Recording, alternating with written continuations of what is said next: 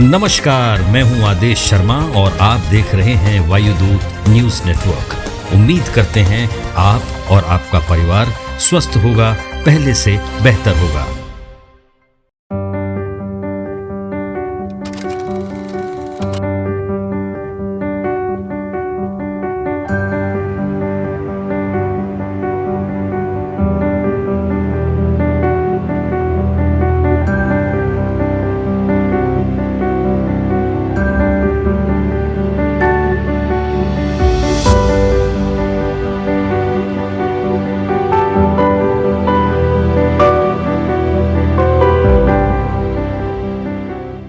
आज प्रथम राष्ट्रपति माननीय डॉक्टर राजेंद्र प्रसाद जी का जयंती समारोह है। प्रतिवर्ष यहाँ हम करते हैं और इसका श्रेय जाता है स्वर्गीय श्री R.K. शर्मा जी को। उन्होंने डॉक्टर जाकिर हुसैन जी से ये प्रारंभ कराया था और उसके बाद लगातार यहाँ पर ये समारोह होता है, फंक्शन होता है। डॉक्टर राजेंद्र प्रसाद जी यदि चंपारण में लेकर नहीं गए होते गांधी जी को तो देश आज़ादी की ओर इतना जल्दी नहीं बढ़ता।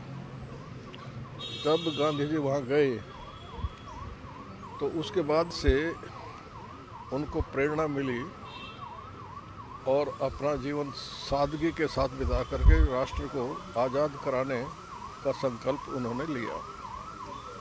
डॉक्टर राजेंद्र प्रसाद जी अत्यधिक ईमानदार, सादे और जनसेवी भावना के व्यक्ति थे। जब उन्होंने लॉ का एग्ज़ाम दिया तो उनके परीक्षक ने लिखा, examinee is better than examiner. इससे बढ़कर कॉम्प्लीमेंट किसी का हो नहीं सकता है। और इसी वजह से डॉक्टर राजेंद्र प्रसाद जी अपने पूरे जीवन में एक आदर्श स्थापित कर पाए और उनकी धर्मपत्नी भी उसी आदर्श को आगे बढ़ाने में लगी रही। तो आज हम उनको याद करते हैं और संकल्प लेते हैं कि अपने जीवन में उन्होंने जो कुछ राष्ट्र को दिया उसको हम सुरक्षित रखें और आगे बढ़ाएं। उनकी जो भावना थी राष्ट्र के प्रति वो अद्भुत थी। आज की राजनीति को देखें और उस समय के समय को देखें तो बहुत बड़ा बदलाव है।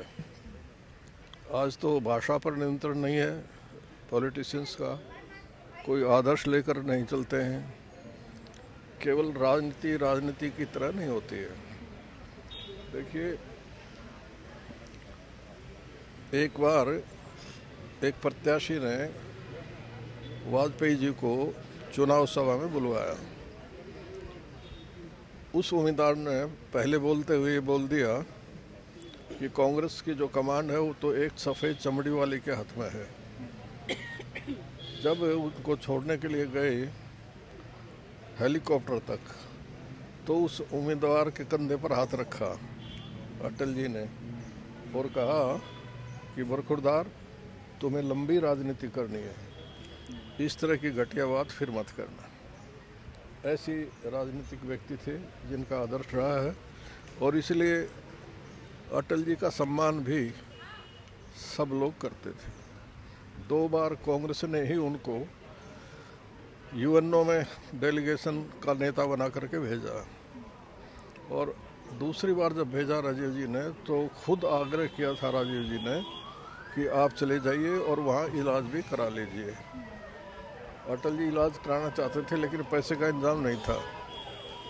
वो सब भारत सरकार ने किया।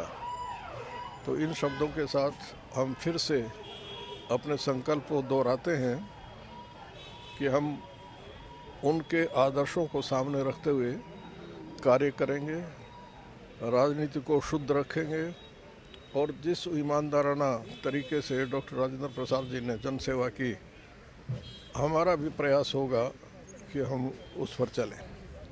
आज हम एक महान आत्मा, एक विलक्षण पुरुष, भारत रत्न और स्वतंत्र भारत के प्रथम राष्ट्रपति डॉक्टर राजेंद्र प्रसाद जी की 141वीं जयंती पर यहाँ सभी एकत्रित हुए और ये जो कार्यक्रम है ये पिछले 25-30 साल से इसी स्थान पर मनाया जाता है। इसके संस्थापक स्वर्गीय रामकिशन शर्मा जी, जो कि इस संस्था के राजेंद्र चिंतन समिति के संचालक थे, उन्होंने इस कार्यक्रम की शुरुआत की थी। राजप्रसाद जी के जीवन के बारे में अभी बहुत विस्तार से बताया गया, किस प्रकार से उन्होंने पूरे जीवन ईमानदारी से और कर्तव्य निष्ठा से देश की सेवा की।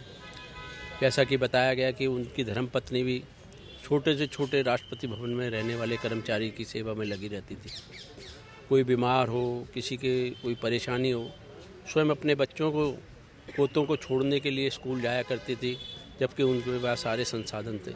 इस प्रकार से ईमानदारी और निष्ठा से जो उन्होंने देश की सेवा की, आज हम उनको याद करते हैं। और आज का यही संदेश है कि हम सभी जो भी यहाँ आए हुए हैं या जो इसके बाद सुनेंगे इसको आपके माध्यम से, उन सभी को यही संदेश है कि वो आने वाले समय में देश की सेवा करें, समाज की सेवा करें, पीड़ित लोगों की मदद करें। जो हमसे असहाय लोग हैं उनकी किस प्रकार से हम मदद कर सकते हैं और देश की सेवा में लगे रहें ईमानदारी से, सच्चाई से। यही आज का संदेश है।